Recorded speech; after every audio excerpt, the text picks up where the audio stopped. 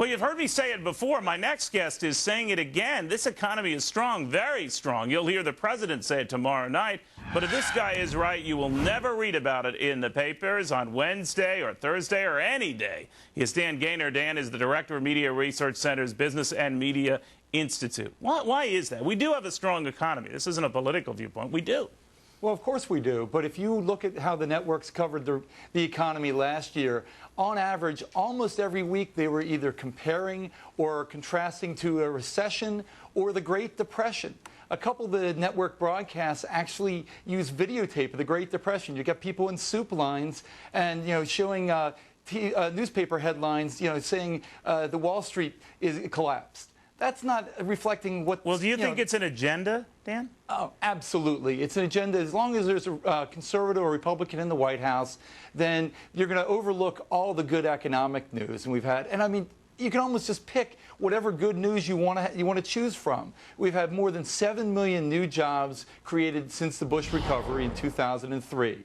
My Washington Post the other day had a headline on the business section that said, inflation at the lowest in 3 years. You've got, despite the housing, slowdown recently, in 2001 to 2005, you had more than 50% housing growth.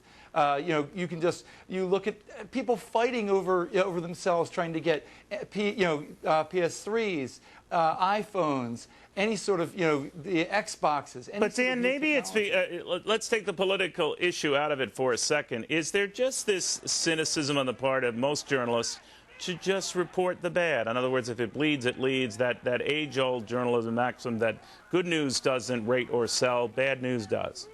I really wish it was that way, because then, no matter who ends up in the White House, no matter who ends up in Congress, you'll get the same kind of media coverage. But that's not the case. Going back a few years, when Bush ran for re-election, we compared how the media had covered that time with how they had covered when Clinton ran for re-election. Similar economic time periods. That's Business Week claiming that. That's not me.